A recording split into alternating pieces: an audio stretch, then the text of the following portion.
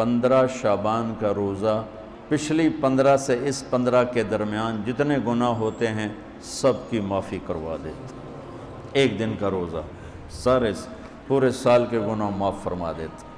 دوسرا 15 شعبان میں اللہ کے ہاں تو سب کچھ موجود ہے، لکھا ہوا ہے، لیکن جیسے گورنمنٹ بجٹ پیش کرتی نا پورے سال میں یہ ہوگا یہ ہوگا یہ ہوگا یہ ہوگا، چیزوں کے ریٹ اور باقی ساری چیزوں کا اعلان ہوتا ہے، اسی طرح میرا اللہ اس رات پورے سال کا اعلان فرماتا ہے کہ فرشتوں کی طرف سے فرشتے پورا سنا دیتے ہیں کہ اس سال میں کیا ہوگا، کہاں بارش ہوگی کہاں نہیں ہوگی، کہاں امن ہے کہاں جنگ ہے، کہاں بیماری ہے کہاں صحت، کون کیسا وقت گزارے گا، کب مرے گا.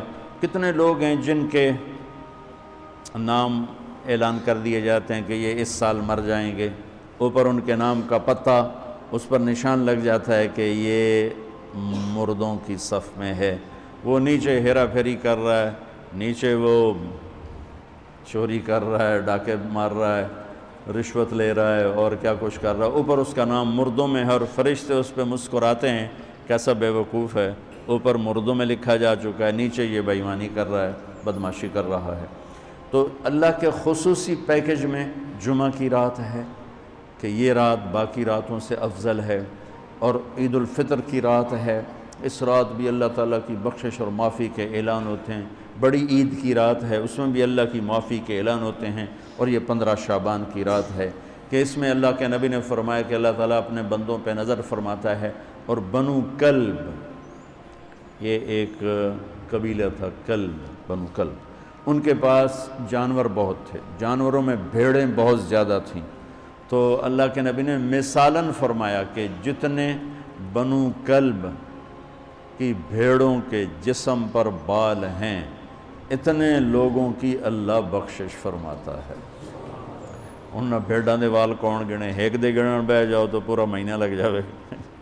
تو ان کی لاکھوں بھیڑیں اور ہر بھیڑ کے جسم پر کروڑوں بال.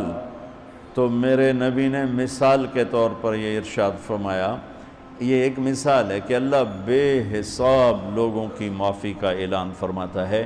تو آپ فرماتے تھے کہ میں روزہ رکھتا ہوں اس لیے کہ جب میری موت کا اوپر اعلان ہو رہا ہو تو میں روزے کے ساتھ، میں جب میرا نام زندوں سے کٹ کے اور آگے جانے والوں میں لکھ دیا جائے تو پھر میں روزے کی حالت میں ہوں.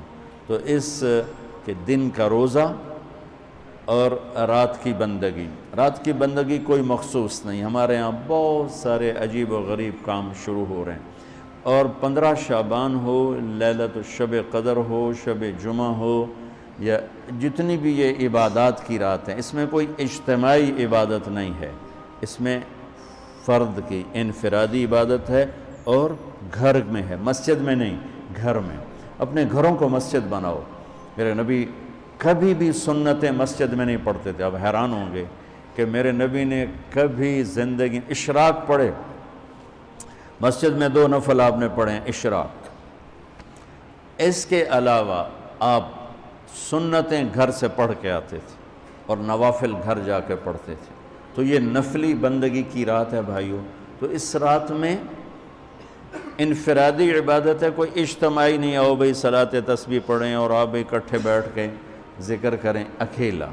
اور پھر اس میں بہترین بندگی ہے توبہ کرنا اور دعا کرنا، بہترین بندگی، کیونکہ اس رات میں اللہ تعالیٰ اپنے بندوں پہ نظر ڈالتا ہے اور سب اہل ایمان کی بخشش کرتا ہے.